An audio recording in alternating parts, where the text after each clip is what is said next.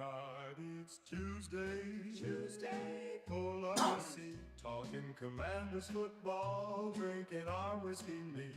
First Amendment sports, Ken, Kevin, and Tim. Don't muff it up, fellas, hail to the Redskins. Thank God it's Tuesday. Thank God it's Tuesday. Whoa, there it is. Thank God it's Tuesday. Here on First Amendment Sports.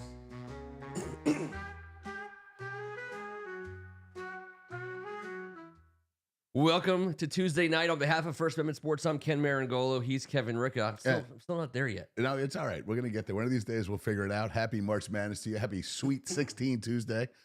And hope your brackets are all, as healthy as possible. We got a sound checker outer? Sound checker outer? What happened? I think you guys don't sound that. What? I think we have an old Keegan style checker outer. I'm not getting it, but it might be me. Can you guys hear us? Is there mute? Evening all, J-Dubs, Ken Harris, Robert.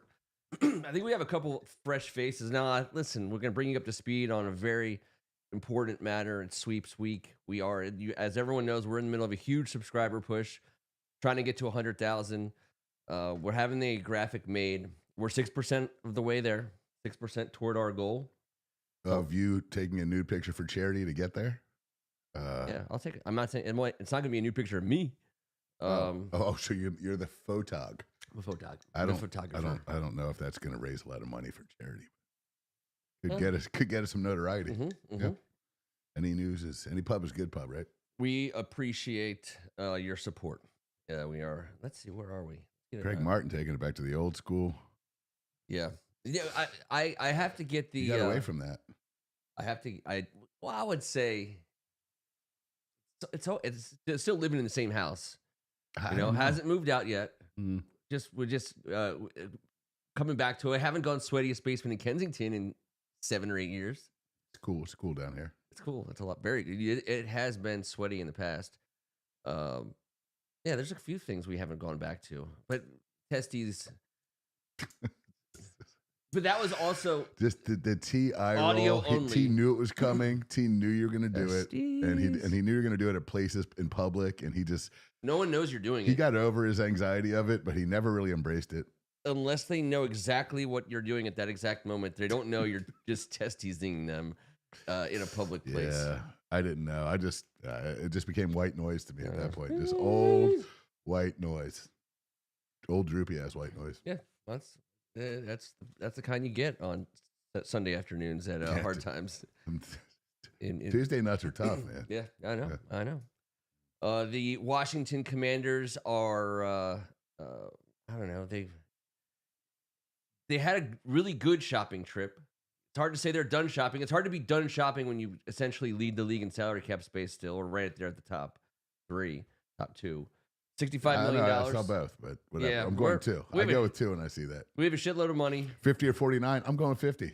That's right. Who gives a shit? It's just, what's $1 million to me? I'm just a fan. You have to spend 89% of the salary cap. That's for starters. The league has to spend 95% of the full league salary cap. That's never an issue. I don't think that's ever been triggered. Otherwise, things happen, and it doesn't matter. You don't get any benefit of anything. But we can roll over. So, like theoretically, you could roll over 33%. I'm sorry, 11% of $300 million. So, like $33 million. You could roll forward to the next year, I suppose. So, I mean, but the way these like salary cap gurus do it, like San Francisco. I didn't know. I was looking at this today. I don't know. We're in late March, so salary cap space rules and regulations, I think, is a good thing to polish up on. The 49ers brought over $50 million from last year to this year, and they did it I'm not going to get into how they did it because I don't even understand it, but they did it on purpose because they had a whole bunch of bullshit happening contractually this season. So once again, that's why another reason why Adam Peters could be sneaky, a good hire. San Francisco always does like this. Usually they're at the top of the class doing the smart things in all the little areas of the league like this. $50 million I rolled get forward, it. and they still had a pretty damn good team. They do. I think they should have spent on Trent still, but They still can. they can, but it's going to cost them a shit ton. So they're in, and they are in a bind. At some point, you can't restructure your way out of it, but they're restructuring. Everyone says that's your one move. You can do a restructure, but then you're in salary cap hell, or you got to make bad decisions. You got to make Sophie's choice decisions. So I think that the with $65 million, you got to believe you're gonna chunk off 10-ish to Ayuk. 65, 55. Yeah, we'll give him $10 million for all in a one. Where are you deal. getting 65? Is my question. I thought we had 50. I think. Well, I saw 65 million, but either way, yeah, 65. But I mean, I think that I saw 49 and 50. That's why I said I'm saying 50. Oh, okay. But if you saw 65, I'll gladly say 65. And you know what? It could be that the 65 was the number one and we were number two. Or is that including the draft picks allotments or something? I don't know. I know this. We're second or third, which means we're right there at the top. We're in business. Yeah, we are rolling and controlling the dough still after our spree. And we have we have. My guess is we'll roll forward a decent number, which is nothing I want to talk about on March 1st before we sign anybody. But after we signed who we signed, the haul we brought in, we can't be done. But the shelves are bare at this point in time. The store is full of 32-year-old Stephon Diggses. Oh, so many Diggses, many Diggses. We got both of them. Yep, so many Diggs, and So there's no real. You're not going to spend $65 million or whatever we have. We're not going to spend it. It's impossible to spend at this store right now. So we'll carry some of that forward to next year, which is always a good thing because we all know that we're not done.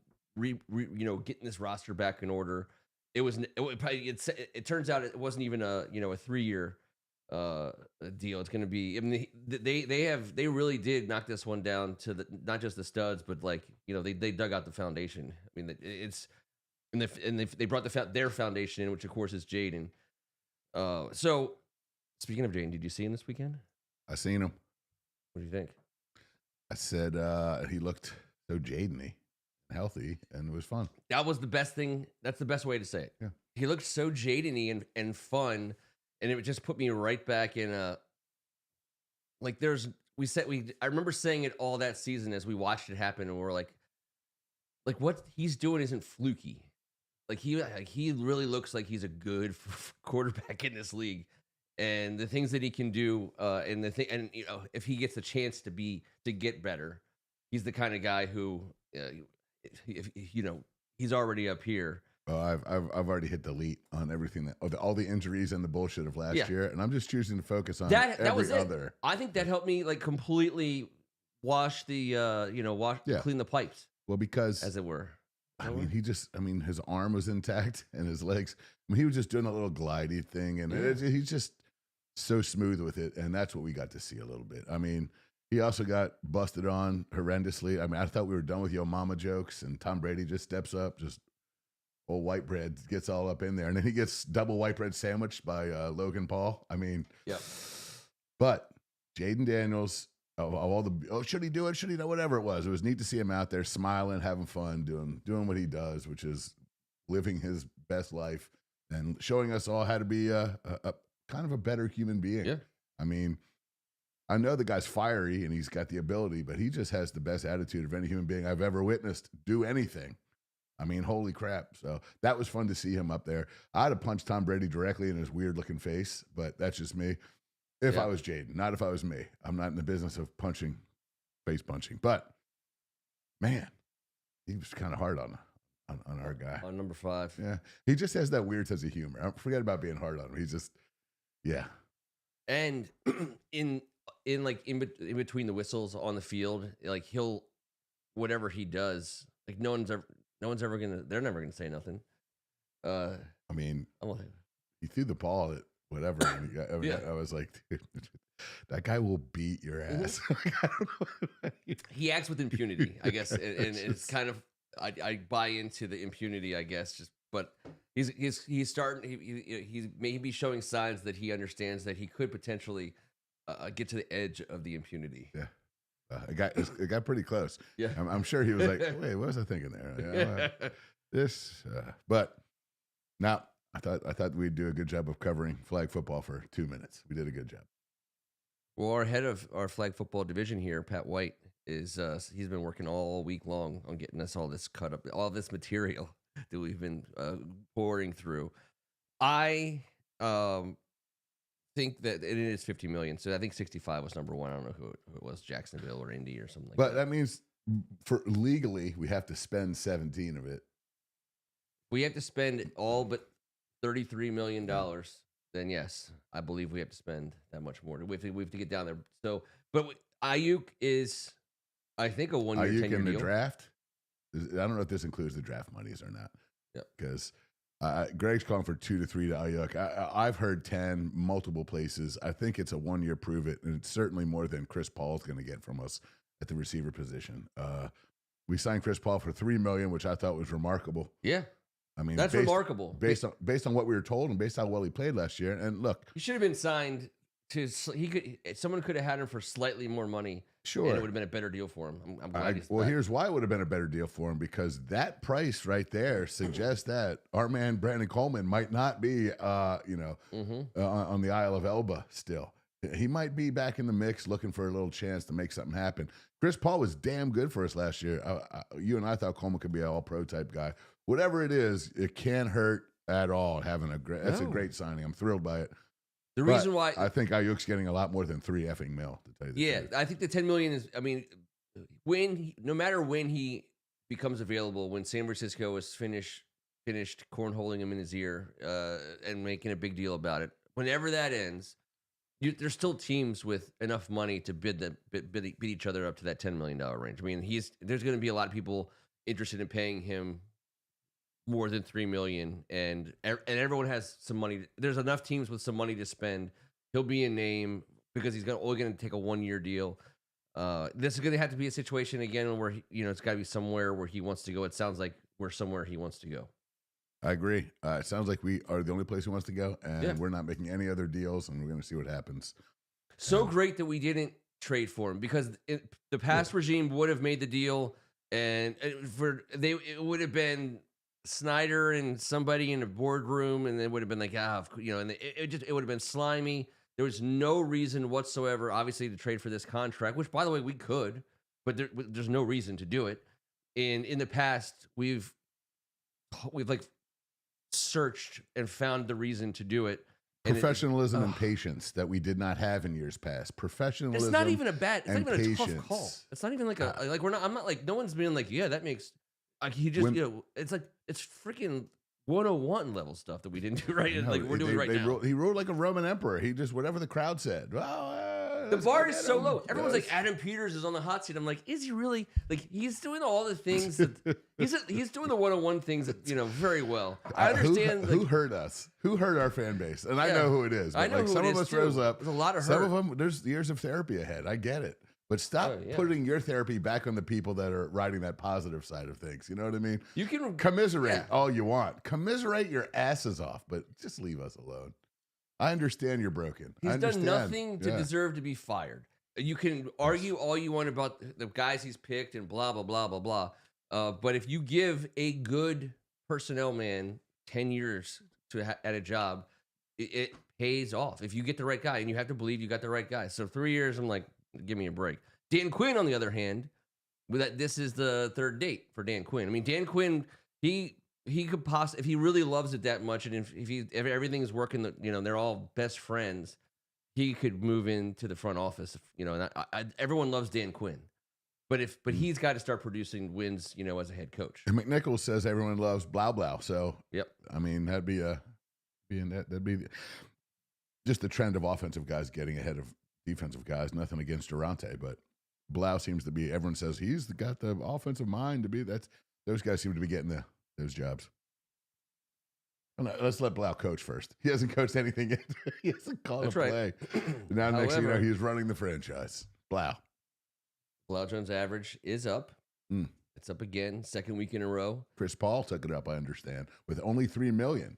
That set the market ablaze, and anyone investing in next year's win total was thrilled. Well, it's the second week in a row that it's up, and like with the war in Iran and everything happening, and the whole the global commodity. Most scene, averages is going down. Most of the other averages are going down. So for the Blau Jones to be up 2 weeks in a row, I'm telling you right now, people weren't expecting that. Let's put that in there. 2 weeks.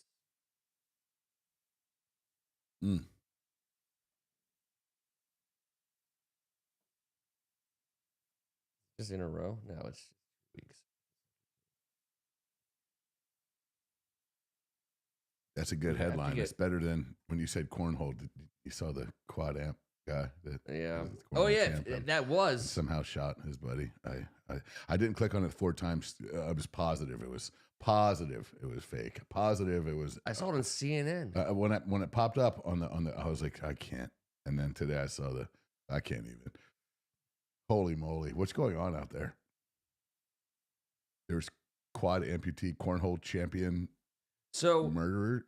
The CNN anchor talked about him being able to have enough of an appendage to be a champion cornhole player. Oh no. He thought it was like picture Patrick Starfish. Yeah. I was thinking about the head detective. He gets all 40, and he dives forward off of his 2 legs, and he holds it together with 2 things, and he dives his whole body and flings it, and they go in a lot. Today I saw the footage of him shooting a gun and I can't even. I knew we had to bring this up because I needed to talk to someone about it, and you guys were there for me in very many times of desperation. It's crazy. But he was like. I mean, this is like all the crime drama and the investigative crime podcasts and the whole world of that whole it's massive now. This is going to be a crazy podcast because didn't he get busted when he was trying to get rid of the body, right? Get rid of the body. There was 2 dudes in the back seat and he's driving around. He shot the dude in the front seat. How's he driving around? Well, how quick of a draw does this man with quad amp have? Because I saw him today, and he holds one side with the other side. But someone had to have been like, "Sir, please don't shoot me." Then he asked the 2 guys in the back to help him move the body. They were like, "No dice, man." They got out, and then he took off with the body inside. Where did he? Again, took off. In the state of Maryland, they were driving in the state of Maryland. How is he driving? He was driving, shooting, throwing cornholes, chugging beers, dude, freaking slapping. I can't do that with 2 arms and 2 legs. I just don't understand how he's driving around places. When he rolls up on someone driving around, because he wasn't the driver initially, right? La Plata, Maryland, Ken. Yeah. Oh, dude, I know. It's a little closer to home than you wanted to. Charles County. About. I mean, I don't know. Now I know why he's a good cornhole player, regardless of any appendages. I mean, no hands, Mom. People don't understand Charles County is for real. It is a. I think Charles County is because we don't put that on the official tour when we're giving people tours of Maryland. We'll go. I mean, I love PG County. I love the Wild West out there in Cumberland. I love Garrett County. Oh, give me some St. Mary's County. It's the United States of America in one state. Talbot County, beaches, mountains, lakes. What do you want? But we got all of it. But Calvert, Anne Arundel, Montgomery. But unfortunately, there's Baltimore. No, dude, Baltimore is like Narnia compared to Charles County. I mean, I'm not trying. Charles County is Maryland. It is the heart. It is right at the heart, and it is rough around the edges. And I know I'm best friends with these people, as are you. And that's why I'm keeping Charles County. I'm trading Baltimore to Lower Delaware. Okay. But I'm just saying but Charles for a vacation to be named later. Baltimore County, all of Lord's, whatever his name is on. Give me Lower and Slower. Mm-hmm. Lord Calvert, though, is okay. All right. I'm starting to get a little ahead of myself here. I don't want any trouble from the Baltimoreans, but I'm just not a big fan. Anytime I'm in that city, it's head on a swivel, fist clenched, and it's not a relaxing atmosphere. No. It can be if it's stressful. It's too stressful. That's all. It's a little stressful. Plus, the aquarium costs $4.7 trillion to take your family to, so that's a little stressful. The $13 aquarium dog in the shape of a. Well, I don't even know what sea animal it is. The sea cucumber dog comes with chili and cheese. Doesn't that seem like weird that you'd go somewhere where they're showing you real live sea cucumbers and they name this snack after that guy? If I'm that guy, I'm like, dude, it's like, come on, like. And then it's not named for him because like that's what he eats, you know. It's not like he's being honored. Like, hey, that's the Johnny sea cucumber sandwich because they freaking love these. They're like, no, it looks like a sea cucumber. It looks like you're eating a sea cucumber. I mean, I don't know. And the sea cucumber no bun jokes go on forever. So. Forever. Oh man, Right, the car was found in Charlottesville, 150 miles. Bro, he just kept on riding. Yeah, dude. Did he run out of gas? I don't know. I mean, there's so many things, but the most unfortunate thing is how did he get that thing out and shoot somebody without like everyone? Also, he Han soloed the shit out of it. They left just one trigger finger on the. There was. He had the trigger finger. I think he had like. There was a thingy. Still though, if you're I don't want to laugh. A gunslinger, quick draw McGraw guy, and you're like, but there's this guy, and he is the freaking fastest draw. He's a cornhole champ in West Charles County. Cornhole champ, quad amp, cornhole champ, and he plays against regular folk. It's not like there's a whole league of quad amps just cornholing. I played softball against these people, and we all were the quad same. amps. Oh what yeah, was their nickname, dude? I'm like, what church is this? That's got a great arm. What are you talking about? Get me off of this topic. Stop it. What are you talking about? He could make you hit it right at his fielders all day long. It was ridiculous. And then everyone's like, oh yeah, well, how do they bat? And I'm like, you're asking me how someone who can get the jump on anybody with his Smith & Wesson that's in a holster of the two, I don't even know what. I mean, come on. Then you're worried about him getting a hit in softball? I'm trying not to go directly to hell tonight. All right. How about this? How about it? The Blau Jones average up again. We talked some flag football. We got some salary cap. So everyone's got salary cap that they have to spend. That's why Ayuk's going to get bid up. I'm not trying to argue what he's worth. I think he will come here for a number that I have no idea what he could possibly be worth. I'm guessing on what I've seen. I mean, but listen, I know this: receivers like him get paid a lot more than Chris Paul. That's all. That's all. I'm saying. Yeah. And he is. I mean, on a 1 year prove. He was a first-round draft pick who produced. He just got into a real pissing match with Kyle Shanahan and the 49ers. And what we don't know yet is he fully healed, and is he looking to do this act again? And I think we will have the inside information on that. And the decision will be made based on way more facts than most teams would have, based on this relationship that obviously is going to be at the crux of our final decision, because it's kind of a tender little thing here. You don't want to piss off 5 in year 3. So no. I mean, we're bringing in all. I mean, also all you don't want to give him players. the ability to wield the hammer too. He's not running this franchise. I mean, no, this is an RG3 and Dan Snyder. I know. I get it. So I just want to see it all hash out. I mean, we joke about that. That was like the realest of the real. Yeah. Dan Snyder and RG3 had a direct line to Dan Snyder. They ran stuff by him, coaching decisions, all of it. That's not happening with There's anybody that didn't need their ego padded. Yep. And then the other players saw it. That's the worst part. The other players saw it. Like Phillip Daniels was the guy. A lot of like that level of like a guy who was a starting player. Starting player on a shitty team, but still a starting player with some ability. And they watched it happen, and it's like, I mean, it could never work, and of course it didn't, except when players just like blew up. I want to line up Greg for our first bracket. We're gonna keep brackets because they worked last week, although it didn't work for brackets. Didn't work for me this weekend. If you're looking for who's 143,514 on the ESPN brackets, look no further. Sitting right here, Ken, the sea cucumber Meringolo, just dominating, cucumbering it all over the place. Yeah, that guy's like, he didn't like invent his sandwich, and they were like, we're not naming this for you, sea cucumber. It's like, no, it's like, dude, I'm an exhibit at this institution, and you have food that makes little kids think they're eating me. Little kids like, I saw that they're like eating, and they're like, oh, dude, we just saw as this opposed to regular hot dogs. Yeah, which I was told at my age was a little worse than sea cucumber. Yes, and well, there's so many things there that aren't even remotely appetizing. Like a seahorse. No one wants to eat anything like. Oh my God, what are you talking about? By the way, you can't eat a seahorse. Even if you made something in a seahorse shape, I think that would ruin it. Like a hot dog. A seahorse dog? There's definitely been seahorse-shaped chicken nuggets, right? Oh, for sure. All right, so which would you least rather give up for Lent? 8 entries. First answer from the board is the tiebreaker. Throw that up there in yellow. It was... Wait, what's Robert Cohen saying? Ooh, wait, we're real fast. Let's put this up. RC said, after our free agent spending, I think we go wide receiver CB in round 1 or trade back if we find a dance partner.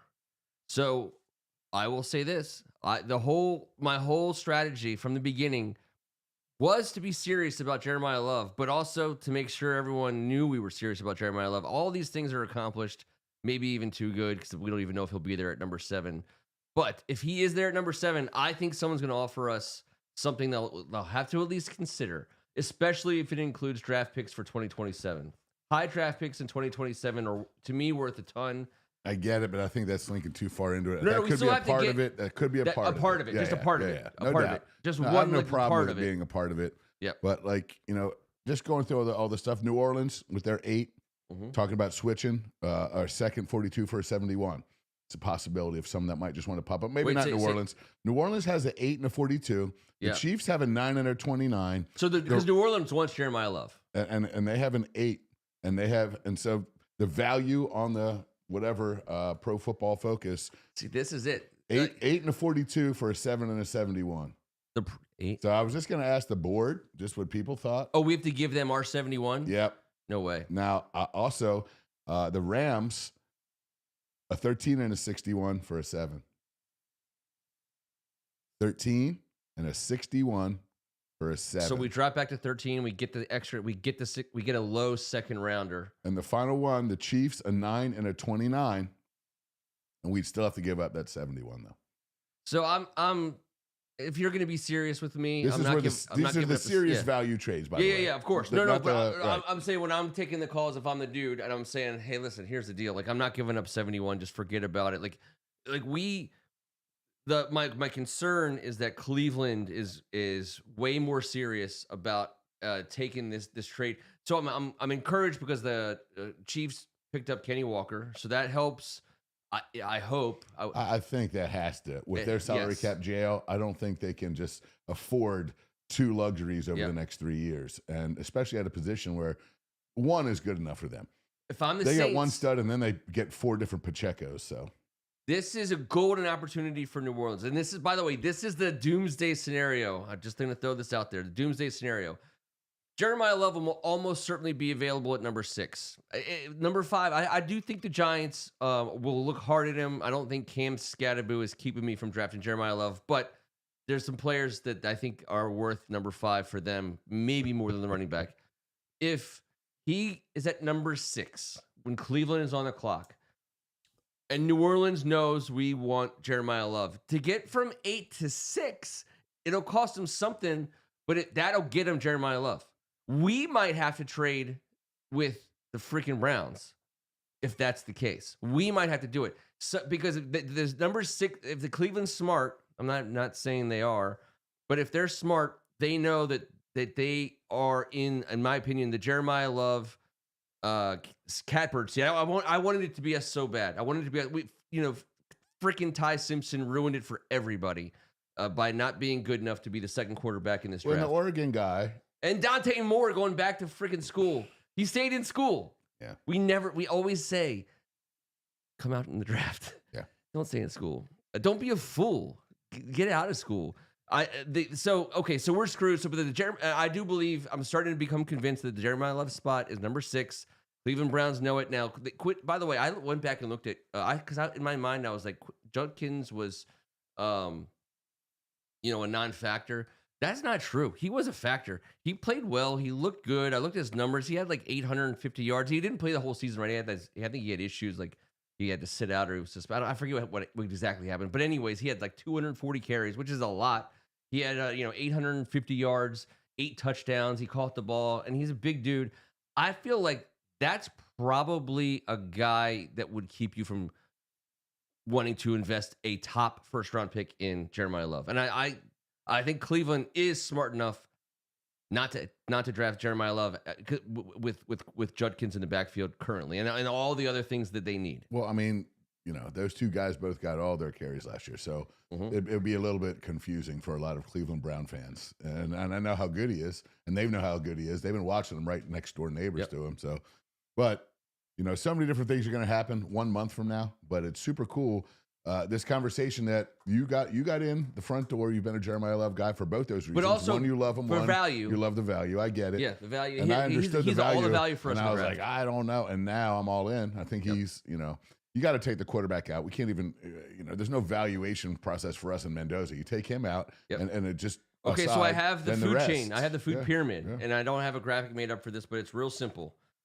Reese. So at number 7, we know Mendoza is going. But I have Reese, Styles, and Bailey. Those are your 3 edge rushers, 3 of the best players available in the draft at the position that everyone wants to add a first round cream of the crop talent. No matter what, there's almost nobody. So you're already moving Bain inside. You got him as the big edge.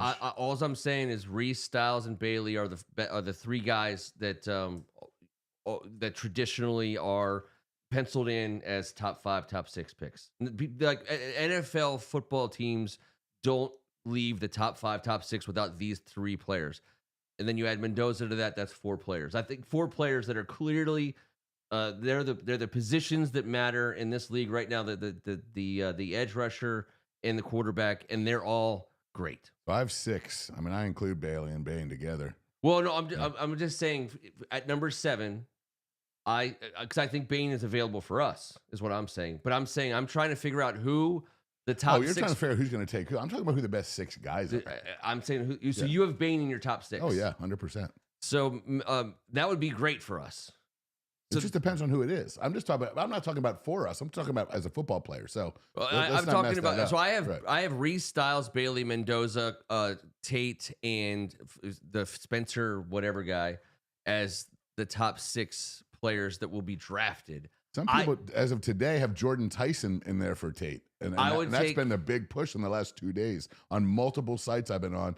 After Shefty said we were getting Love, all of a sudden Tate is like nowhere in the mix. I've been scared to death of Tate being taken in the top 5 or top 6. I would take Bain over Tate or Tyson. So would I. So maybe then maybe I'm with you. Then maybe my top 6 are Reese, Styles, Bailey, Bain, Mendoza, Spencer, Fano, whatever that he. The other thing is there is a 6. Fano's dropping a little. Malagoa, and then some Lomu keeps popping up all over the place. Lomu, we said there would be tackles. We said Freeland, both those guys from Utah, both of them. The bookends. They're huge. Yeah. Jaden Proctor from Alabama, 6'7", 360. And Blake Miller from Clemson. That's the 6 right there that are all going in the first round, they say. Yes. And you can afford, if you're drafting a left tackle in the top 10 or 12 picks of the draft, which teams do every year, and rightfully so, you get to say, I like the 6'7", 360 guy over the 6'4", 350 guy. They're all like, these are like you can't play the game of football without these people. As soon as you get to 6'6", 350 and you've played some ball, you're like, I have to play in the NFL. I like the NFL needs me to play in the NFL. You can't have an NFL without these men. There's also some 6'6", 350s that are unnecessary. That's fine. But I know what you're saying. These if guys, you got a brain and a heart in your body and you're 6'6", 350 and you have a brain and a heart, forget about your athleticism. They figure they can teach you the rest. We took Trent Williams. Not complete. Well, of course we did. He was the best athlete in the draft. I agree. But I think there was a few people out there who had another top 5, top 6 offensive tackle on their board. Sure. That kind of thing. Like these guys are going to, unless they completely bust out, which I think it's the lowest bust rate, right? On like the top. Yeah, ever since Tony Mandrich, it's been pretty detectable. So that helps us. So and that's like the draft again. That is, I know it's like it's not gonna sell subscriptions. It's not gonna help us on our subscription push to talk about the minutia and inside out of draft philosophy on the, but that is We only have 4 more Tuesdays before the draft, but we need after an offensive tackle to be in that top 6. We need. Yeah, I know, but Because I'm scared to death that the Giants will be like, why would I draft Carnell Tate when I could draft Jeremiah Love? I have no belief in my heart that nothing has been decided at any level. No. On our end. Okay, so I do believe that we are open to a lot of Open to all of outcomes. it. Yep. Yeah. I think and now yep. they buckle down and figure it out in the next month. And so it's fun that we get to talk about it, but okay, they so make a choice now. 20 things change, so it's all fluid. It has to remain that way. Here's the question: does San Francisco fuck Brandon Ayuk hard that they don't let him go before the draft?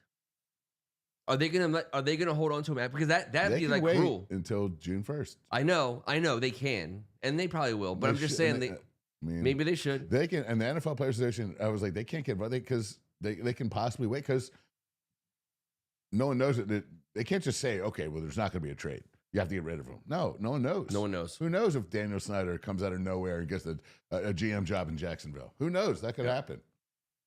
Can you imagine? Like that. No, Daniel Snyder like Folk, not himself. That's why that's going to be the case. That's all. That could definitely. I mean, that could make him $8 million instead of $10 million. I mean, if they don't let Ayuk go before the draft, and a team puts a team that would otherwise have paid him $13-14 million, a couple weeks ago if he was available, and they take someone in the first or second round, and now they're invested in for 5 years. Well, the good news is Adam Peters has had a shit ton of time to think about this contract and how he's going to tie it up and what he's going to do. We've seen all the other contracts he's offered so far, and there's a lot of guys that can hit certain numbers on their contract, and I'm not sure how that works salary cap wise, but I know that's going to be a big part of his. He's going to have to hit like a make sure you're not a dick clause. Yep. There'll be a 30-day no trouble. Like it's going to have every incentive known to man. It's been how many days since my last incident? Right. I got. By the way, I'm sorry. We got a penalty thrown by Ken Harris for eating at the aquarium when Little Italy is 1/2 mile away. I'm just saying, if I go to Little Italy and then try and go to the aquarium, I'm going to be lying in front of the minnow tank snoozing. And if I go afterwards, I'm not making it back home to D.C. So with little kids, I've never eaten in Little Italy. I haven't eaten in Baltimore, Little Italy since I was probably in my 20s. I know. It's not a place I've gone too much. Now, first date with Megan. There you go. Sabatino's. There you go. We're going back. We always go back. I love Little Italy. I think the well, you went to college there. You have an understanding. Yes. It's well, no. But when I grew up, like as a kid, we went to Little Italy for dinner, like the Merengolos. We went to Domino's. We went to Sabatino's was our spot. That was the Merengolo spot, Sabatino's, and I love it to this day. They probably still have some original waitresses, as Baltimore tends to do. Like they do that best. You can only hope so. They get like the 50 year. It's like a union of freaking 80-year-old diner waitresses, and they're like making like $250 a year. They usually bring the best food. Driving the Mercedes, yes. So I know we disparaged, but you I would disparaged lose my Baltimore marble. before. However, my dad is a Red Sox fan and a Nats fan and a DC, and he just has no love. He has no use for the city of Baltimore. So we never went there. He wasn't even an Orioles fan. He took me there to watch Cal Ripken because I love Cal Ripken. So he would take me to the baseball game. Usually it was against the Red Sox, though. He was a big Dewey Evans, Jim Rice guy. So point being, we had no tradition whatsoever in Little Italy. We were at D.C. Yep. My grandfather came down from Brooklyn and went to D.C. and didn't leave until he went to the suburbs. He was not a Baltimore guy either.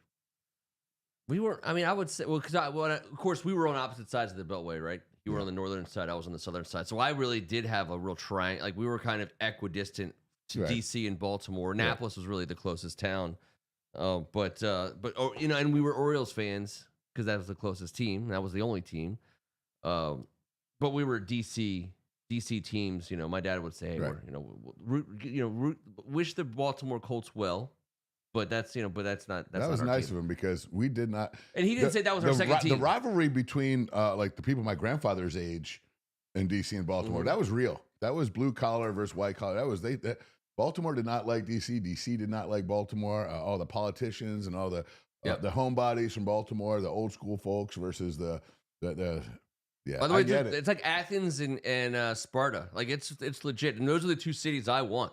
I mean, like Baltimore's a tough ass city for sure. DC, I believe, is a tough ass city. Although there's a lot of like Birkenstock and socks wearing dudes riding bikes. There around. wasn't when I was in college. I'm gonna tell you that right now.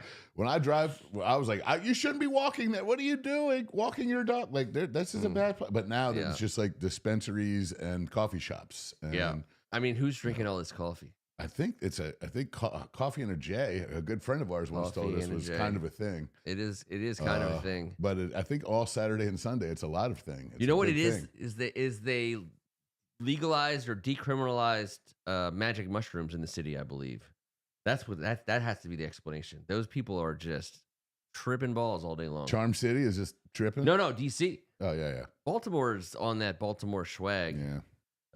We all watch The Wire. We know how Baltimore works. Well, listen, that's the same way DC worked back then. Sure, DC's come a long way since The Wire, and I don't know if it's a good or bad way. No. It's been gentrified. It's been chopped up. People have been in and out. There's been more.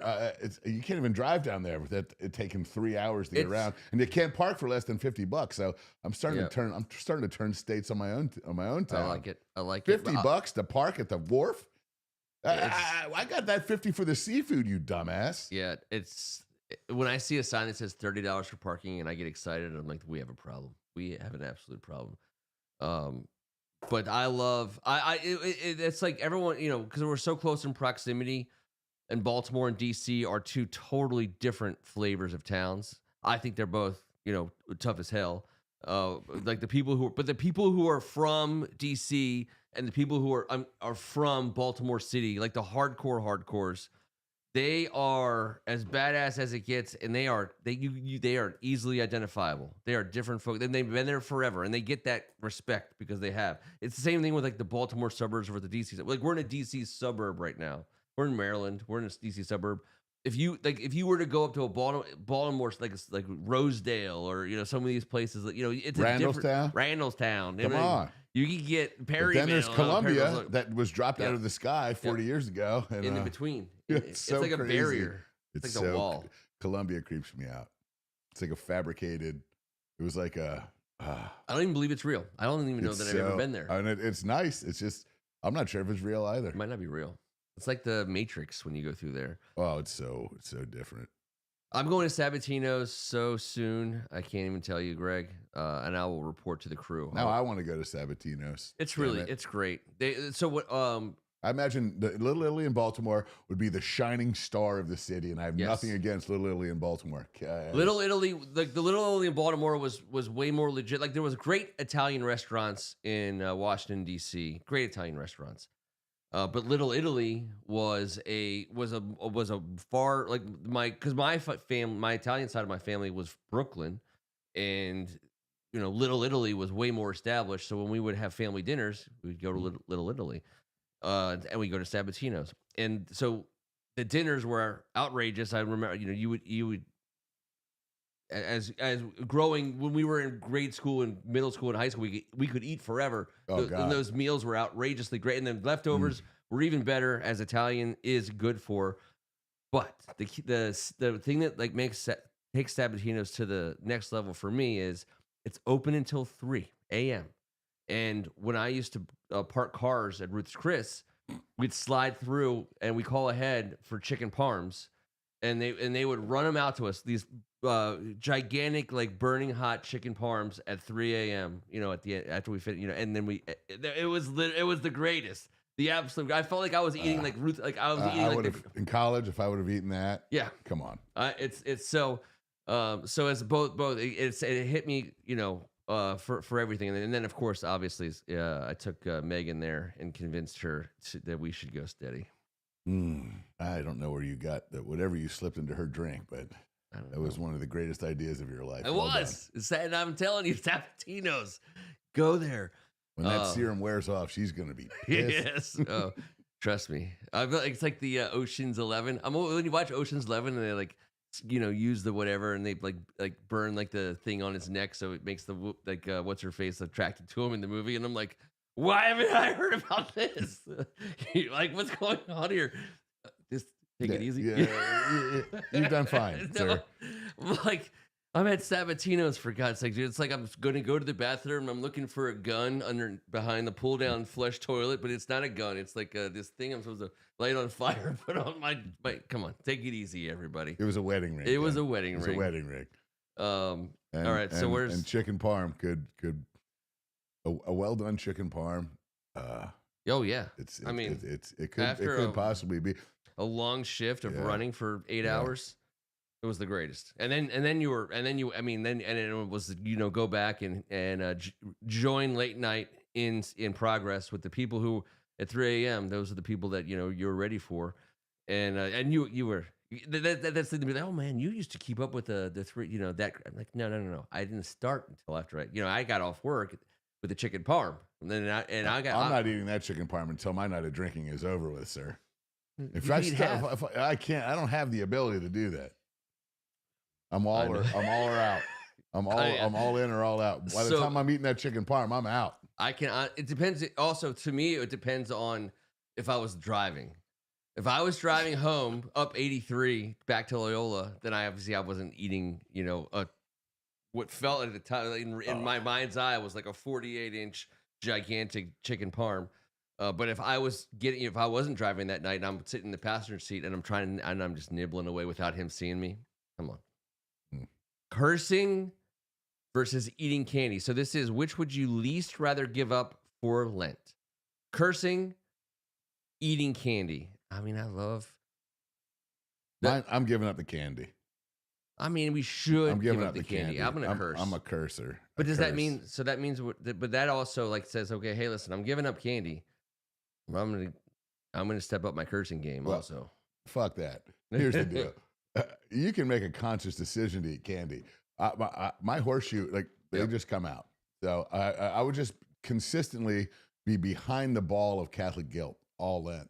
While I love candy, but I could be like, you know what? Is chocolate candy? Candy bars? At my house, it would be. Is candy bar candy? Yes. Damn it. Yes. All right, cursing. I'm not giving up candy bars. I don't know how much longer I have to do that in this world. But I can tell you right now, I'm going to be holding on to a candy bar until that, whatever, you know what I mean? Like, I'm like, by the way, the amount of checkout candy bars I've bought in the last year, I thought about this a lot. Like when I go to check out at Safeway, I'm getting a freaking candy bar. That saves me from this whole decision. I'm getting a candy bar. And it's going to be a Hershey bar, or it's going to be a with almonds? No, just straight Hershey. Yeah, special dark. I'll do special dark. I will. You can have. I just want chocolate. I have 1.7 trillion special darks. I've been waiting to give to somebody. Mr. Beast chocolate bars, by the way, are legit, and I eat a lot of them. I like Hershey's, but Hershey's with almonds is crack cocaine. Okay, I mean, I need that's some great. almonds in my chocolate. I like the crunch. I mean, but the regular Hershey bars give you diarrhea. Did you know that? It used to be a diuretic. I can't remember the last thing that didn't give me diarrhea, just for the record. Yeah, that's what I was getting to. I mean, I can't limit chocolate bars anymore. No. By the way, at the end of a weekend, I love when my wife, I'm like, it was that damn chocolate bar that gave me diarrhea. It's like an incredibly. She just looks at me like, you think it was the chocolate bar? You think it was chocolate? I was with you Friday and Saturday. You think that chocolate bar you had Sunday morning gave it to you? Is that what you think, sir? That miniature. I had a crackle miniature this morning. Must have been some spores. Oh no! I'll never eat that chocolate bar again. I never I was the parent. Like, we would go through the line and my kids are like, I want this, I want that. I'm like, no. My parents never bought, and not like meanly so. I never expected them to buy candy in the checkout line where all the candy was put in front. It was like walking through a drive-through, like a brew-through, like you're driving through, you're like, I'll have that, I'll have that. You're like, well, as a kid, you're like, where's this been the whole shopping experience? This is at the end. The ride is finished. We're coming in, and they're going to be like, and thank you for coming to Disney World and riding the Matterhorn. And I never got it, never bought it. Now they didn't have bulk foods down there. No, we never. My deal was we have bulk foods. The bulk foods. Yeah.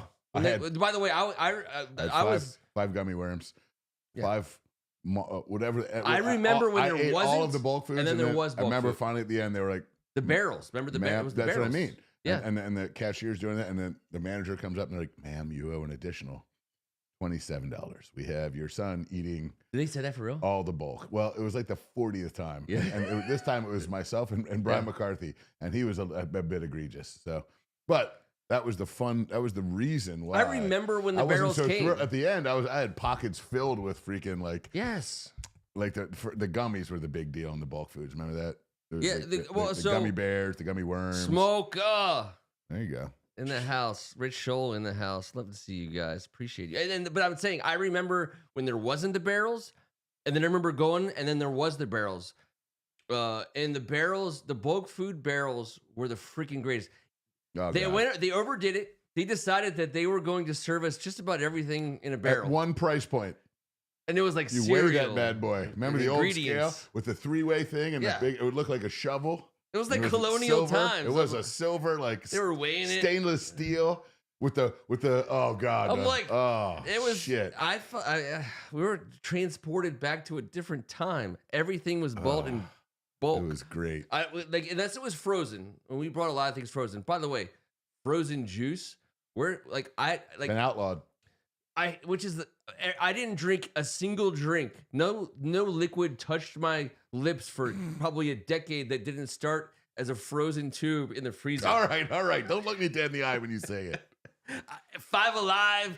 We had it too. Five Alive had the white top and white strip on top of the blue. But Five everything, Alive. fruit punch, Everything. Hawaiian punch, orange juice, Donald Duck orange yes, juice. Donald We had Duck Donald orange Duck juice. grapefruit juice, and I was like, "Damn it, we got the wrong one." No one in the house drank grapefruit juice, so we just had to. Dude, we had that shit that dropped off, like the stutterers, not stutterers, whatever it was, dutterers.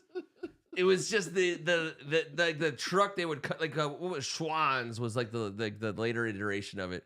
Not stutterers, like but Charles dutterers. Chips. Yeah, like Charles Chips. Yeah, and they'd be like, here's a month's supply of Five Alive, and you're like, we're gonna make it. No, we have enough. I didn't have the M&Ms, but I had 2 pockets filled with chocolate-covered peanuts or almonds or whatever it was, and you could just snack the whole time. Oh, by the way, I love grapes. I got in a bunch of trouble for eating all the grapes. Back then, it was just like a thing. Like no, see, like now everything's weighed out. When you scale out and you check out, it's weighed. I also think it's baked in. So like the grapes, when you walk, the grapes are the first thing when you walk in. You put a thing of grapes in your thing. Oh. The cotton candy grapes, you're like once you pop, you can't. Cotton candy grapes are crack. I love them. Everyone's like, they're not traditional. I'm like, I don't care. They're just fine. They're a hybrid. They taste so good. You think I'm not gonna like people are weirded out that science made something taste so delicious? I'm like, yeah, guess what? But we are the generation that is like, we're made up of some shit that we don't even know what's going to do yet. We might live forever. We might also all because of the not. frozen Citrus Hill lemonade yes scenario that we had. Yes, Five Alive was definitely in it, but the Donald Duck was the big Donald deal. Duck orange juice and we were orange juice, grape juice, lemonade. Five Alive. We had lemonade and not grape days. juice. I love grape juice, but no one in my house loved it. But we had lemonade out the ass. We went to the Country Time powder that you got at like Sam's Club. It was like a number 10 can of powdered sugar lemonade. Country Time. Still, Sun Tea, however, was dominating the landscape. Right. Still, thank God. My mom did it. My dad was like, "What is this?" Sun Tea with was no everything. sugars. You actually made I remember it being outside and the whole 9 in the jar that was. Yeah, decoratively. Dude, you went to my grandparents' house on any day of the week, and they had a balcony off of their bedroom, and there was some sun teaing at all times. And then you would be like, "Hey, when's that going to be ready? Because I need some sun tea." Like I didn't come here for the ambience. I didn't come here just to watch these tea bags dangle. I'm thirsty as the sun. With that, like what the sun? It's like so powerful. Like I think that tea bag's ready. I learned in school this week that the sun is crazy powerful. There's no way that tea's not ready. Just shake them around a little bit. Doing TGIT versus calling live games. I mean, I'd give up calling live games. Wait, would I? So, versus calling live games. That's a great one, Greg. You freaking diabolical bastard. If you had to give up one of a Tuesday versus a calling live games, how about this? I'll give up calling on live games, and here's why. I'm going to justify it. You're going to love it. Green room? Oh yeah, green room, the whole experience of Whiskey? TGIT, the whiskey, the basement situation, and if we if we give up calling live games, we're because TGIT, it's on the T. It's a Tuesday scenario, so we're still going to the games. Of course. You know what I mean? No, I'm with that. At some point, they're going to want us out of there anyways. I'm not sure how they've let us do this as long as we have. We're gonna this I year. don't think the important folks are listening. We're building a new team. We got to build. That's job number one. We'll figure that out together. Okay. All right. So eating meat versus eating desserts. Now I'll tell you right now. There's a couple guys that joined the board late. Least want to give up. Least want to give up. Yeah, least want to give up. All right. Least want to give up. Say it again. Eating desserts and what? Versus eating meat. I'm giving up desserts. Sorry, Ken. Yeah, you should be sorry. I mean, because listen. I love ice cream and I love a candy bar at Easter. I love the eggs. The goddamn Reese's eggs is the #1 of all time. But you're telling me I can't eat bacon? I can't eat sausage? I can't eat Easter breakfast? I can't have a steak? You can have Easter breakfast. Eggs aren't meat. I can. Stop it. Just say Stop it. I can eat pasta and eggs and You sound like my teenage daughter. sure. What else? Ramen. Exactly. Nissan cup of noodles. Greek yogurt. Right. Here we Greek go. yogurt. We got it all. Cheese. I would eat the shit out of crackers and cheese and queso and guacamole. Yeah, we already do that. No, but I'm saying that's what's making me Eat all the dessert. Yeah, I'm not giving up desserts. You're just gonna give yourself a dairy stomach. Yeah. With just more dairy in it. I'm giving up meat so that I can keep my desserts. All right. Well, someone's gonna have to figure that part out. All right. Just real fast. So ice cream is technically a dessert, but I would argue that it's closer to It's a dessert. A staple. Not. It coats the stomach. Doesn't. Gives you the sugar that you need. Gives me diarrhea. By the way, an incredibly effective way of keeping things moving. No, you know what I'm saying? It's a horrible way of almost staining the whole entire front seat of the car.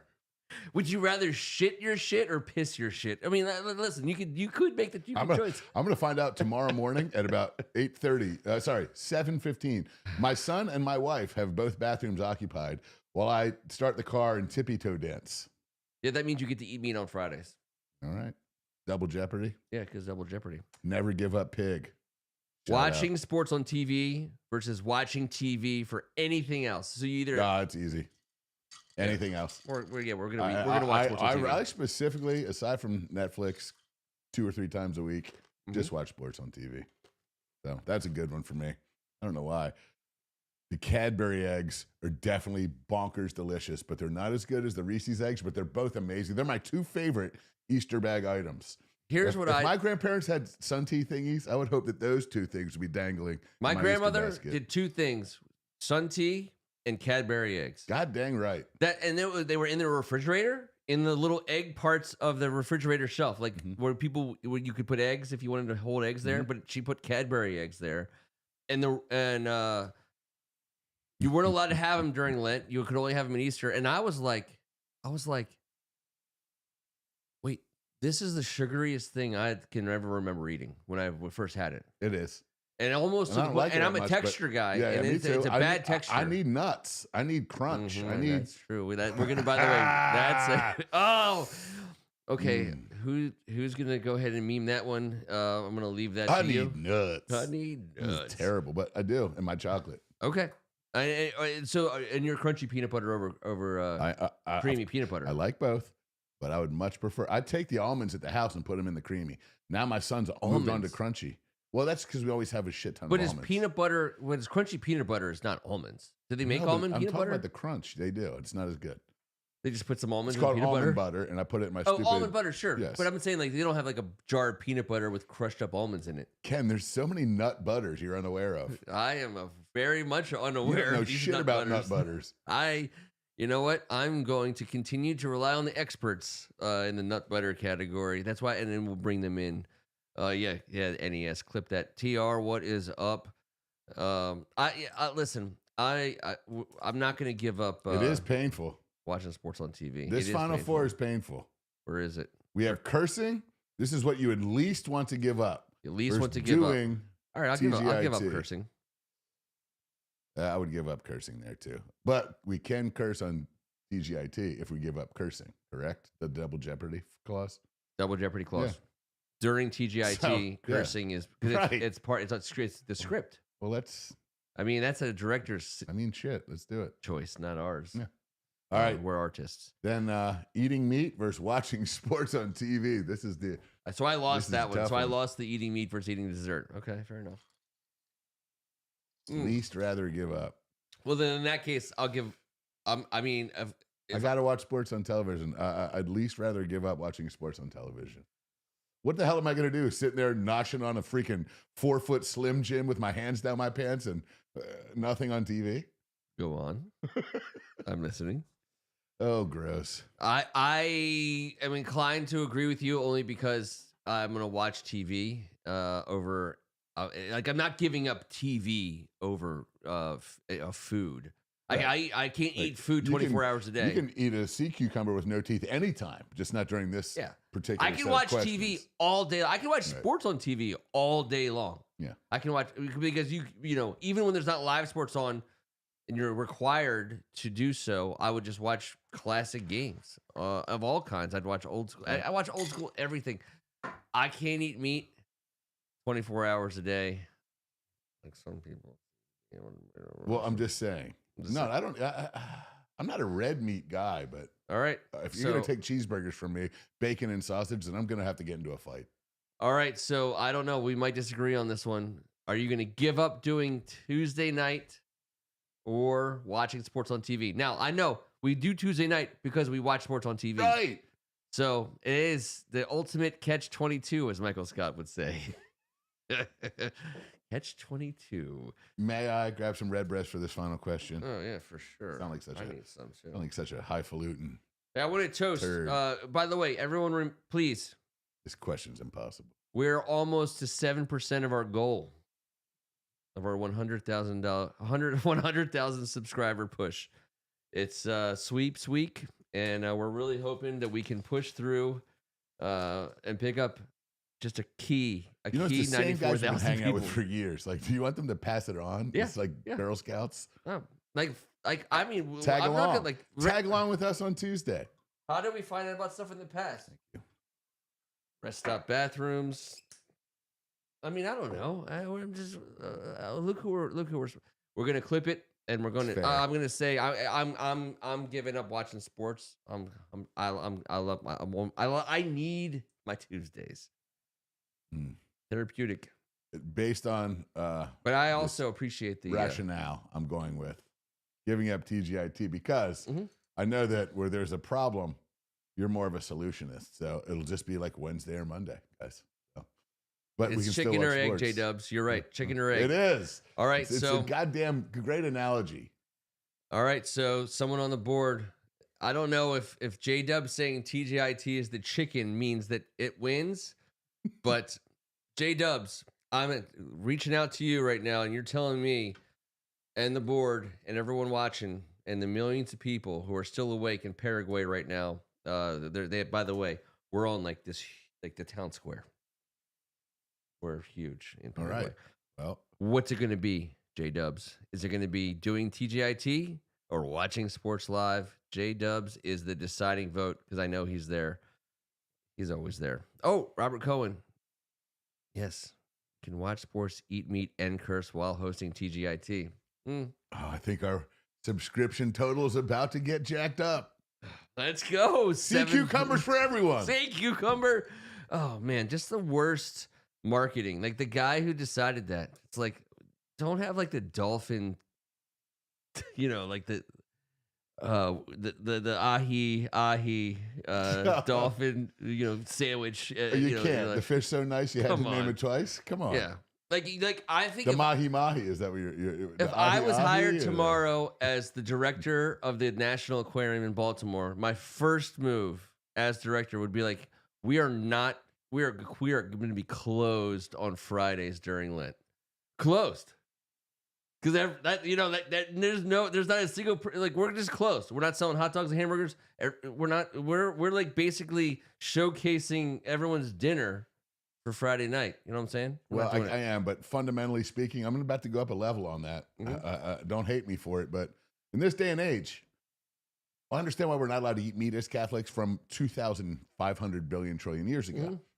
Now, I can't eat a tube steak, but I can go out and I can get like a Chilean sea bass with a buttered crab meat and a beurre blanc sauce because I'm sacrificing. You're sacrificing. I can't eat a bunless tube steak, but I can go have a 2-pound lobster with all the damn shrimp I want and scallops galore because I'm sacrificing. Because you're sacrificing. This part, Catholic people, and I'm one of them my whole entire life, and I love them all, and I love all people. Someone's got to make some damn sense to me about No Meat Friday. This is someone's got to make an adjustment. I grew up with people who were like No Meat Friday all year round. All year round. I had people in my family that did that.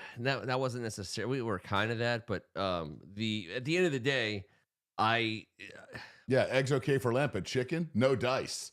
I mean, who was making these rules? Moses? I don't know. He says like he might have been a pescatarian, for God's sake. Or a pescatarian. Or an Episcopalian. I always tell my kids, and I make it sure they understand. I always tell them, hey, listen, I don't make the rules. I just think them up and write them down. And I believe that's what Moses said to the people when he came off that mountain. He's like, hey, listen, I don't, you know what I'm saying? Like, I'm not you trying can't have a ham sandwich. Fine. I guess we're not doing ham sandwiches. I mean, but a lightly charged swordfish. Yeah, give me the lightly charged swordfish and the cheesecake for dessert. Go ahead and put me down for some. Yeah, I can't eat raviolis from Chef Boyardee, but I can go get a ahi poke bowl up the street. Because that's just I love seafood, by the way. And I don't mind that I'm forced to eat crab cakes and fried cod every Friday with my spiced shrimp. I'm not mad about my cream of crab soup, but I do not feel like I'm sacrificing anything but my GD wallet. It is a vested. It's a throwback. It makes. I think the reason, and again, I know not everyone's Catholic on here, and I appreciate that, but I will say that it does call. Like I understand because I am Catholic, and I give up meat, and everyone, and we have a conversation about it every year. Like, oh, why are you doing this? Why are you doing that? It does make you think about it, which is ultimately the point, right? Like, I don't know that it makes sense necessarily for whatever generation we're in of it now, but you do it. The Lobster Roll Friday generation. The Lobster Roll Friday. We were, of course, we were going to figure out workarounds. Like workarounds were going to come at some point. They couldn't do like a Hawaiian beach, fish fry, luau back in Roman times. You know what I'm saying? We just weren't there yet. Yeah, sorry. We can't eat spam, but join us on the beach tonight. We have some fresh if caught you would like swordfish. grouper, snapper, or any of the all above. Off the fire, we're just picking it off, and it's the most delicious thing ever. Yeah, we get it. It's caviar, no problem. Yeah. No problem. Tuna casserole every Friday period, of course. Yeah. I ate so much tuna. That's what it was. And by the way, tuna casserole specifically. My mom, I was a tuna sandwich. It was tuna cat. Okay. My dad didn't allow you to open a can of tuna in the house. That was arguably you could have like mooned the neighbors pressed ham style on Christmas and gotten in less trouble than opening up a can of tuna in the house. I believe tuna salad was on my plate and my siblings' plate. I like tuna fish. Me too. Yeah. I did. I thought it was great. I had no idea why my dad thought he was making out with the ribeye that was on his plate, and I was eating tuna salad and and by the way, green bean casserole, which if you put I like a green bean casserole. I mean, these were what it was all. Oh, Harlan Woods up. Harlan Budowski, traditions. Oh yeah, Harlan. And you know what? And that's how I've lived it. And that's how, I don't tell my kids this shit. Yeah. I'm just sharing this with you guys. Yeah. I would never be like, oh no, go ahead. My kids actually have volunteered at the Fish Fry at the Knights of Columbus every week, including the last one this week, which will give them 6 weeks in a row with their old dad, which is super cool. I get to hang out with them. They're both teenagers this week. And yeah, man.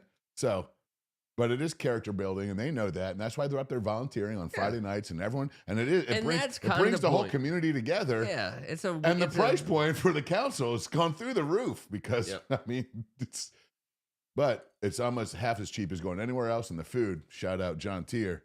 It's Shout out John killer. Tier. I think someone even threw a John Tier reference out Best there fried earlier. cod in the state. Yeah. And Pro Fish, Greg Caston. Nice job donating all that to the council as well, brother. But I get the silliness. I know. I'm just having some fun with it. But the traditions. And I wanted to say tube steak multiple times. I loved. Don't even say it. it. Don't even say it. Loved it. But I will say, in terms of traditions, my dad can't handle the smell. Yeah. No.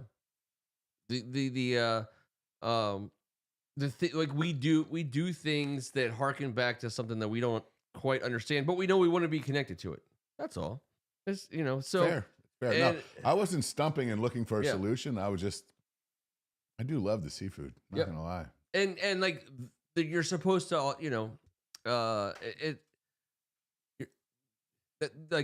don't forget about Fat Tuesday. I mean, everything you like that, like the whole point is to get rid of all that good stuff on that Tuesday, which is a great day. Great day. Everyone, Mardi Gras for a lot of people, but like that is an amazing scenario. And,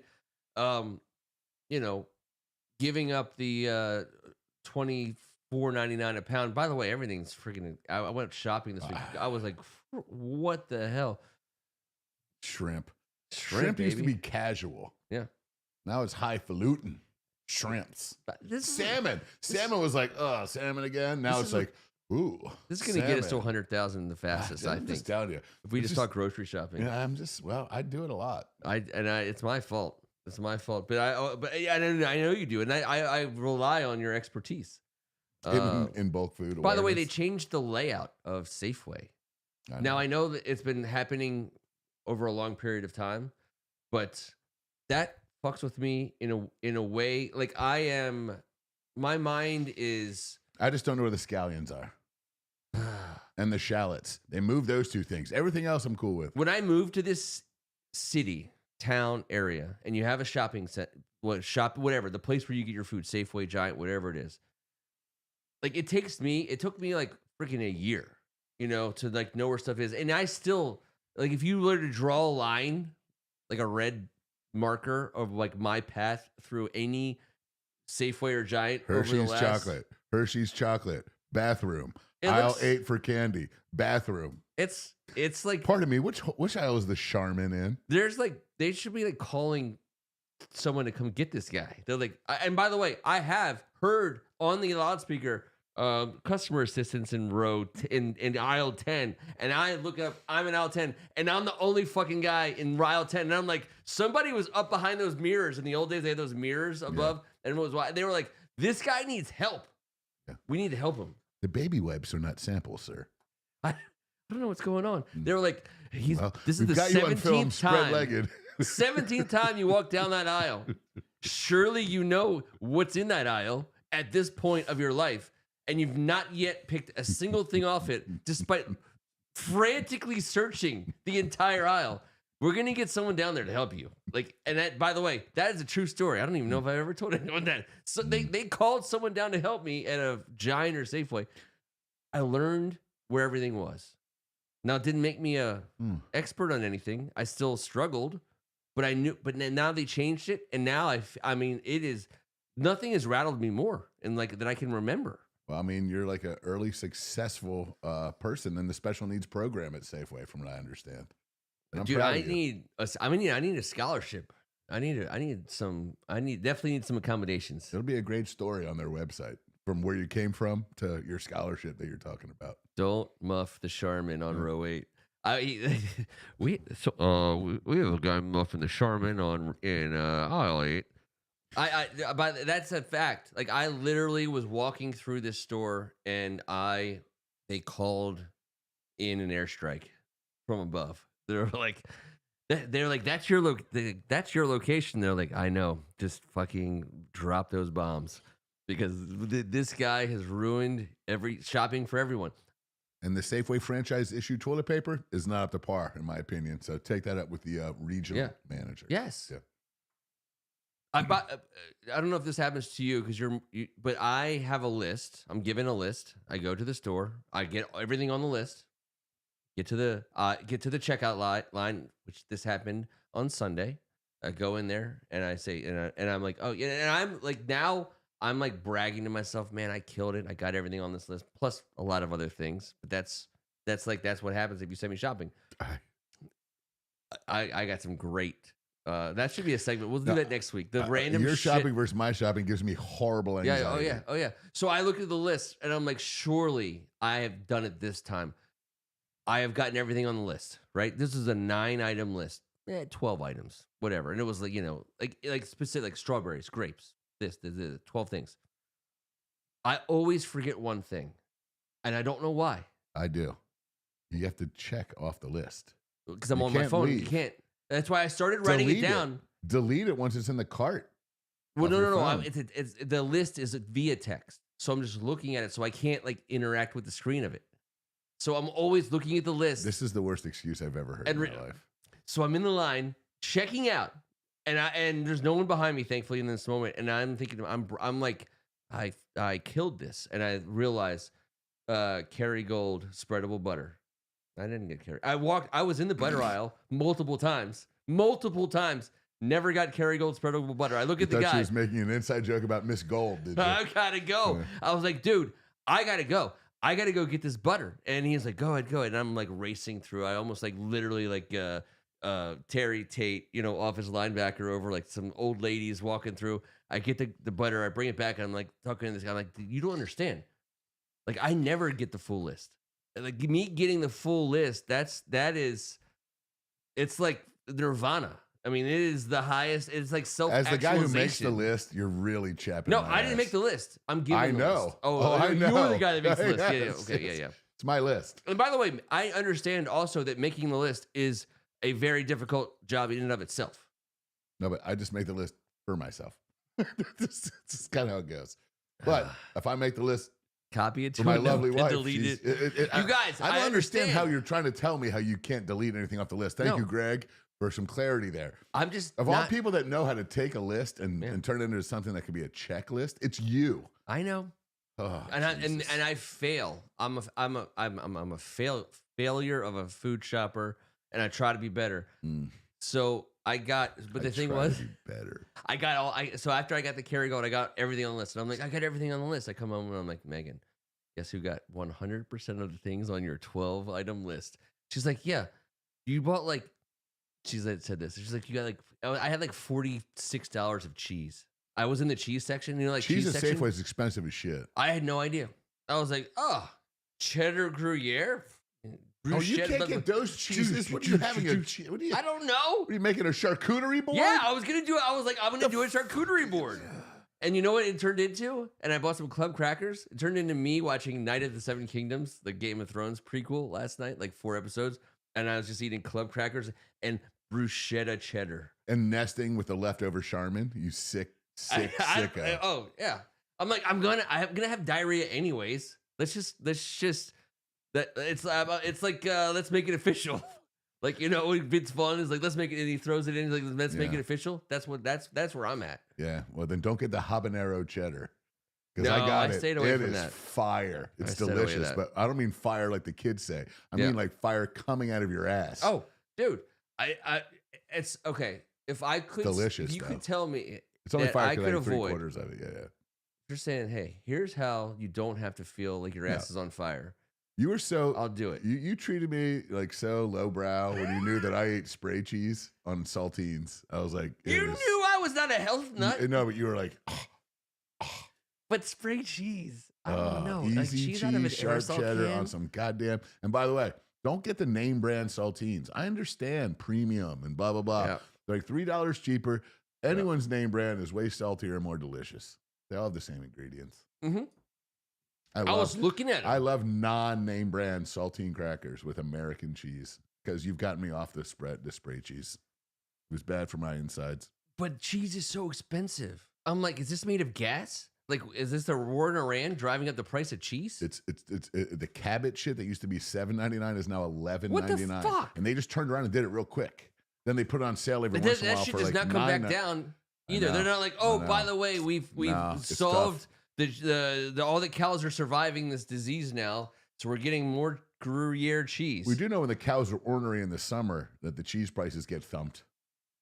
This is why they get tipped. This is why you develop something like cow tipping. I never went cow tipping in my life, and I'm not saying I want to start now, but all I'm saying is cows, this is what you get. This is what you get when your freaking cheese is $11.99 a pound. Fuck that. Fuck your cheese, cow. Fuck your cheese, cow. And I don't like goat cheese, and I don't know what else. I don't stop. like any other goat cheese is absolutely spectacular. I love it. What do you put it on? In my lasagna with the ricotta. It is a killer. It has more flavor. All little bit of the same amount of ricotta with the goat cheese mixed in. 10 out of 10. I'd try it. Got to try it. It's we went 1 minute too long. Are you a Chef Reactions guy? A what? Are you a Chef Reactions guy? Chef Reactions? Yeah, it's that dude. He's a chef. There's 9 million chefs. I don't watch any chef stuff. I only watch one chef. In terms of like, I will look up some recipes. No. This is a guy. Like, there's chefs that I trust. That look up the recipes. It's a guy who watches videos of people cooking stuff, and he rates it. Hurry up! What are you doing? No. Okay, all right. No. You're right though. There's a million of everything. Yeah. This particular individual, Chef Reactions, is just a guy who I like him, and he comments. He does a video where he comments on someone else making stuff, and he has the best of the best and the worst of the worst, and his commentary is halfway decent. Yeah, we should absolutely. Okay, wait. What did Ken say? Circa 1978, Chesapeake Seafood House, Chesapeake Bay Seafood House, fried seafood platter, $4.25. You can eat. I'm telling you right now, dude. You can't. Bay We did go 1 minute too long, but we're about to go 10 minutes too long. It smelled so good in there. Chesapeake Bay Seafood House, hush puppies out the ass, fried shrimp, fried clams, fried everything, fried, haddock cut. I love that place. God damn. Oh, look, Ken Harris just said hush puppies. Yeah. Don't fill up on them, but that damn honey butter. Dude, we used to go to a dinner at one of these, in this, obviously we were south of the Mason-Dixon line, so everyone else thinks we're in the South. Obviously, Marylanders, we like to think of ourselves as mids. We're mid-grade. But we're north. We are like the southernmost northern state. I think that's, and then that's how the Civil War played out. Certainly north. We're certainly not south, and Virginia certainly is. Mm-hmm. So we are there should be a different line. This is why we don't live in Virginia. Sorry to remind the line of scrimmage, or is that? It's a line of scrimmage. It's the line of scrimmage. It's a line of scrimmage. So hush puppies, but that doesn't mean that hush puppies they don't get better the further down you go, because they do. And that butter, I don't know what they do with that butter, but the further down you go, it's outrageously good. I've tried to copy it in my house, and no one can get there, but you can get close, and it's really good. Honey, and you get a nice little Kerrygold, not the spreadable, the regular. Let it get to room temp, and mix it up, and then you got to add the right amount of salt. And Jesus. So do you if you were to buy, because I did this for something I cooked on the grill a couple weeks ago, I bought a block of Kerrygold. Do you buy that block salted or unsalted? Salted. Okay. But I don't use it for baking. The only time the only time I use unsalted butter is for baking. Yeah. Because that's when you don't want to over salt the. So if you make some drop biscuits, I don't want it to be salted and then add too much salt. I've only made one decision. Gives me loose stools. As a head of the household that's been honored, I feel like more than any other. Like, there's only one thing I ever did that I was like, you can point to and say, that's the one thing I did. Like, the one thing in this entire house. I randomly said, and I was like, we put salt on everything. We eat everything with salt. Salt's great. I have salt. You can pea salt out. You can't pea sugar out. So I started buying unsalted butter, stick butter. This is the worst thing I've ever heard in my life. Yeah. Well, how the fuck does anyone taste anything around here? We white bread ass son of a bitch. But I control the salt. No, I control. You don't control butter salt. You have no idea how much salt goes into butter. I have no idea. You try and control butter salt. Go right ahead. I'm just saying. I feel like you can't control butter salt. You can't control butter salt. No. So I bought a block of salted Kerrygold butter, and I have to tell you, it's pretty damn delicious. It's one of my favorite. Kerrygold's delicious. Yes. It's delicious. I'm an old school Land honey Lakes butter guy. On popcorn. Get out of here. All right. How would that not be crack? Yeah, it all seems like it makes perfect I like sense. to pour a little melted caramel on my popcorn. Yes. We are getting so Yeah, close. we are. We're doing to too much. getting to our goal. Listen, it's only March. We're already basically 7% there, almost 7% there. We appreciate everybody hanging out with us. Thank you so much. We're coming back in 7 days. We're gonna maybe do. We're still gonna be in the throes of the NCAA tournament. We're gonna be coming up on some warmer days, some potentially heavier draft conversations. I feel like we have incorporated the draft into our repertoire, but at the end of the day, this is draft season. I think starting next week, we just get after it. 4 weeks to go starting next week, but it will be April. We drafted the top 10. And the artificial intelligence report I just got based on the show suggests that I should be sending the email to the Pope about the bulk food section having scallops, shrimp, and the fish of your choice moving forward. Just an idea, just a thought for sacrificial Fridays in spring. If I'm the general manager of like a Shoppers Food Warehouse or a Safeway back in 1980, I don't know, 4 or 5, whatever year it was when they put the barrels in. You have a barrel of cashews just ready to be sold, untapped, untouched. Well, at a price. there's huge bags, right? So the barrels stay in the aisle. Right. But I remember there was like multiple barrel aisles. Oh, there's a whole aisle of barrels. I mean, but there was multiple aisles of barrels. Eventually, as they expanded. But they were like, we're going to everything by the barrel, obviously. Oh, you like chocolate-covered pretzels? You're damn right I do. How many? Yogurt-covered pretzels? Sure. Okay, so the one thing where we're still shopping instead of still live. That's pretty good, RC.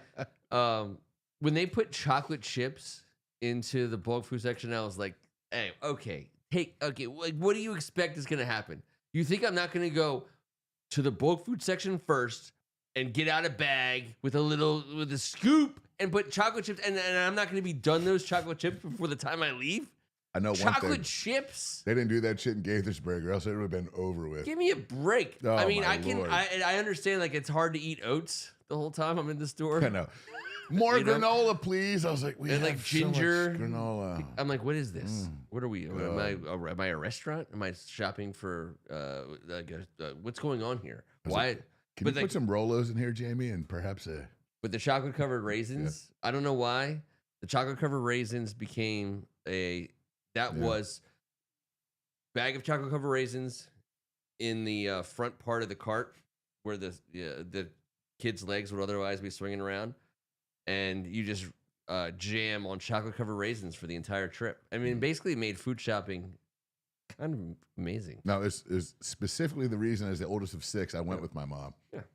I knew I was going to get bulked up, just bulked out. By the way, no more bulk. No, bulk isn't. No, it's gone, but it wasn't when we first had started having our kids. Because when Shark was a little kid and Taylor, I got them to come to the store because that's the first thing we did. We took the basket over, we got the yogurt-covered raisins, and we ate yogurt-covered raisins for the whole trip. There's no more of that. And by the way, why would there be? Because the whole reason, it was no longer something we went there to buy. It was something we went there to eat. It was like a restaurant. It's true. It's like, you're giving us. And I was starving. And I was starving. Yeah. So, and then that was, so it was great. Anyways, we are still shopping. Appreciate you guys. Thank God. It's food shopping. We're going to be back in 7 days. Until then, he's Kevin Ricca. Yes, that was at least, I had some fun and I got to go back in time a little bit, but thank you guys. Let's get our draft stuff right. We're on the same page with it. Yeah. We're going to get a great player or maybe a few more if we do the little trade back. We have a very valuable commodity at number 7, and it's going to be fun to talk about the various ways in which we can make that work for us over the next month. We're going to spread it out into bulk foods, or are we going to just...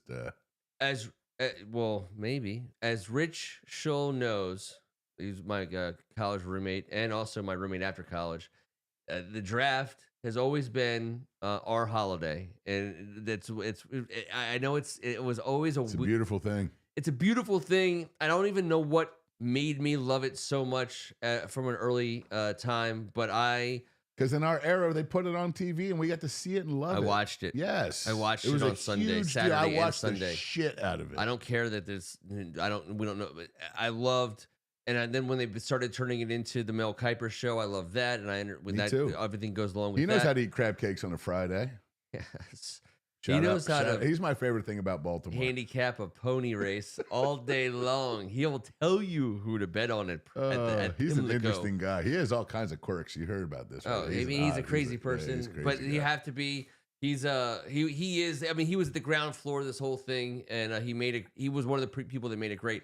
I love the draft. He invented bulk foods. I think he invented bulk foods. Hey, Mel. I love the draft, and my friends know that about me, and I know that about them as well because we've done drafts together. When it was just Saturday and Sunday, when it was mostly Saturday, it was like you wake up at 9:30, 10 a.m. and you get your, tinted glasses, Mel Kiper Jr., on ESPN. It was Bloody Marys in the morning, and the best part about it is, and again, I say this because my buddy Rich is on. Megan is from Vermont. She doesn't know football. She never did. She knew hockey. And there he is, draft weekend at the Meringolo residence is a high holiday. Megan would this is how much of a deal I made the draft out. Like people like you. Oh, I get you love the draft. Of course, you're doing a podcast in your basement every Tuesday night about football. Of course, you love the draft. I don't think you understand when I say I love the draft. What I'm saying, what I'm actually saying, it was sacred ground. We took days off of work. We carved out time around it. Not just we weren't like experts in the prospects. This was a party. And we had a whole thing around it to the point where when Megan and I started dating and when we, after college, we got engaged and we're hanging out with other couples and you get to that stage of your life where you're like adults, but are you really adults? Because you're like, what's going on? You don't have kids. You're just like partying on weekends and going to work on the week. And she would be like, one of the things she would say to people when we would meet out, she'd be like, oh, hey, what are you doing for the draft this year?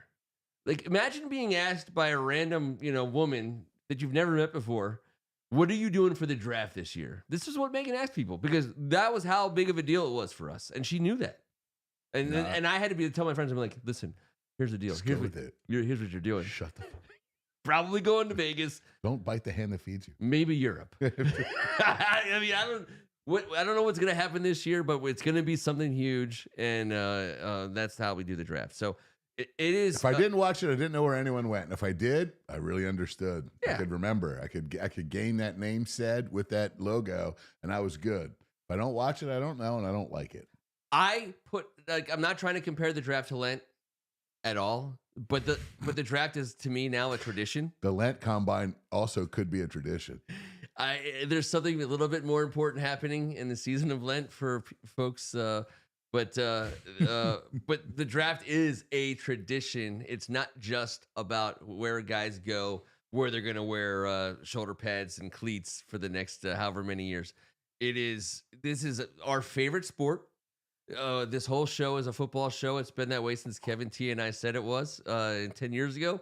And the draft is about football. Picking picking teams. This is what we've been doing our whole lives, picking teams. So the draft at its heart is everything about the sport. And I know we don't play for these teams, but this is a tradition. The draft is a tradition. And so I feel like we've really held back. I feel like we should really let it go for the next couple weeks ahead of the draft. Let's just have fun with it.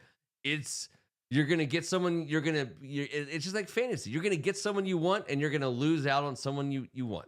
And it's going to be a weird thing. You're going to wonder how you got this guy. You're going to wonder how you got that guy. It's just picking teams. Who knows? Who knows what's going to happen? I mean, you're just who's captain today? I'm captain, you're captain. We're going to see we're going to take who's available. I mean, you just Ken Kuipered the shit out of that segment. Let's go. Let's have fun. Let's have fun for another month. And let's enjoy the building of our roster, and at the same time, let's enjoy watching where some of these awesome players go. Happy Tuesday night. year round. The draft's only a couple months a year. TGIT, 2 T's. Year round. Much Two rather T's. give up mocking, whatever. Mocking. We got Give all up mocking. we Cheers, got, guys. We got Cheers, all the Ken. T's. Thank you, guys. Fun as hell. We're gonna go out with a little bit of something EO left for us. before he got out of here. Let's go. Here we go. Ready? Where are we at? Did he leave us? He hasn't left us. Oh. Thank God it's Tuesday. We're still live. Pull up a seat, talking Commanders football, drinking our whiskey neat. First Amendment sports, Ken, Kevin, and Tim.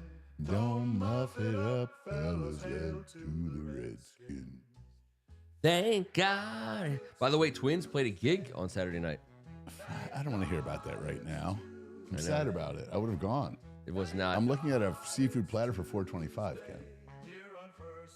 Where was this gig? By the way, 420. Because you skipped out of my sister's party. Now I got to tell her that you played a gig and didn't tell anybody. I did. You do have to You tell her that. didn't By even the way, respond. I did.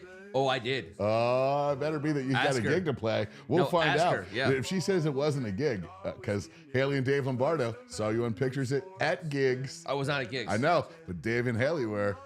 I was not at gigs. Oh. David and Haley. Well, they were. So they're It's in Haley's trouble. mom's party. Oh, Oh! give me a break. Sorry, Hales, but you Hale. just got exposed. That's no bueno. Dang.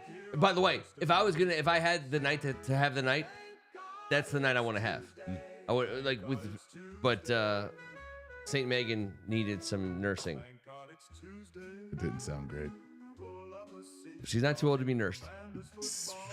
And we are still live. But we'll see you next week. Blah, blah, blah, blah, blah.